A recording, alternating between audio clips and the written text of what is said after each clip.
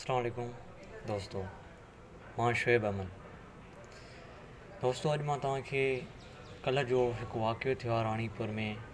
असद शाह चईं वाशियानो तशदुद बि न्याणी जे मथां कयो आहे, उन खां पोइ ज़िना कई वई आहे न्याणी खे।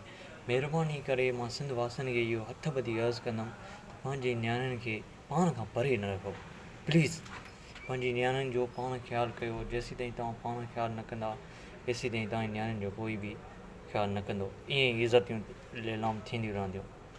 असां मञूं था महांगाई इंतिहा आहे, रोज़गार लाइ माण्हू परेशान आहिनि, पर जेतिरो थी सघेव उनजो जेका वालदेन आहियो तव्हां पाण महिनत करे पंहिंजी न्याणियुनि खे सेफ्टी खारायो ऐं जेके बि घर में ॿार आहिनि सभिनी खे पंहिंजो ख़्यालु तव्हां ई रखो। ॿियो कोई बि ॾिसो न, उहो पीर आहे, बेगरत आहे। हीअ पीर न मां न मञींदोमांव, इहो असद जेको आहे न बेगरत इंतिहाई माण्हू आहे। एॾो माना नंढी ॿार मासूम 10 साल जी छोकिरी आहे, उन सां एॾो तशदुद कयो वियो आहे, उनखे सां ज़िना कई वई आहे। छा इहा इंसानियत आहे? छा इन्हनि जूं गादियूं बेगरत? इन्हनि जा लफ़्ज़ मां ॿुधी करे अस्तगफुरुल्लाह चवे थो त असांजी गादी जेका आहे त मुअलनि माण्हुनि खे जीअरो कंदी आहे। कहिड़ो ॿार जीअरो कयो आहे हिननि? अॼु त ॿुधाइनि न। इन जेका इहा न्याणी मरी वई, जेके इन्हनि जे तड़पंदे इन्हनि जे घर जे अंदरि, इहा बचाए ॾेखारंदा न त मञियो आहे हिनखे बेगरतनि खे। इंतिहाई अहिड़ो वाक़ियो थियो आहे, पूरी सिंध शराबा इंतिज़ारु आहे। इनशा अल्लाह असां जेसीं ताईं हिन असद शाह खे फांसी नथी मिले, इन ताईं पूरी सिंध चुप करे न वेहंदी। यकीन कयो, राति मां इहे वीडियो ॾिठा आहिनि। हिकु सोचियां पियो वीडियो ठाहियां, पर मूंखे लफ़्ज़ न हुया कहिड़ा। मूंखे त इंतिहाई अलाए छा थो थिए न। या अल्लाह पनाह ॾे। इन जे करे महिरबानी करे हिकु जॻह ॿीहर मां चवंदुमि त पंहिंजे ॿारनि खे पाण खां परे न रखो।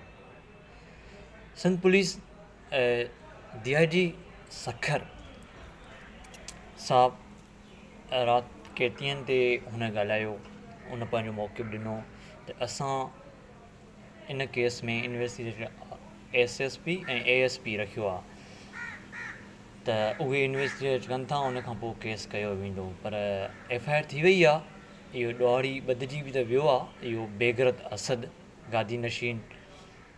ॾिसो न, हुनजे रूम जे अंदरि लाउड पिया आहिनि, हू सैद आहे, पाण खे सैद थो छॾाए। स्पीकर रूम में छा था कनि? ACR रूम लॻो पियो आहे। छोकिरी जा कपिड़ा लथल आहिनि। पाण छोकिरी ॾिसो न, छोकिरी रड़ियूं थी करे, उथे थी वेहे थी, उथे थी वेहे थी। तव्हां कॉमन सेंस जी ॻाल्हि इहा त जंहिंखे तकलीफ़ थींदी आहे त केॾो आवाज़ु थींदो आहे। अंदरि वेहण वारो माण्हू ॿुधंदो न आहे आवाज़ु। ॿाहिरीं 2 औरतियूं अचनि थियूं, उनजी सैद जी घरवारी ऐं उनजी नौकिराणी, उहा अंदरि अचे थी, रड़ियूं ॿुधी करे अचनि थियूं। ॾिसी करे पोइ हुनखे जाग थी थिए, पोइ बि नशे में आहे, उथे थो। हुनजा बि मतिलबु कुझु हुनखे बि मर्द खे बि कुझु न आहे पता न आहे असद शाह खे। न्याणी हुन रड़ियूं करे पोइ हुनखे CCTV पोते ॾिना विया आहिनि। सिर्फ़ु थोरो ॾिनो वियो आहे न, तव्हां मुकमिल CCTV पोते ॾिनो न। जेतिरा महीना इहा छोकिरी रही आहे न, इहे सभु वीडियोस अचणु खपनि। सिंध ॾिसे त हिन केतिरो ज़ुल्म कयो आहे, पोइ ख़बर सिंध फ़ैसिलो कंदी वधीक।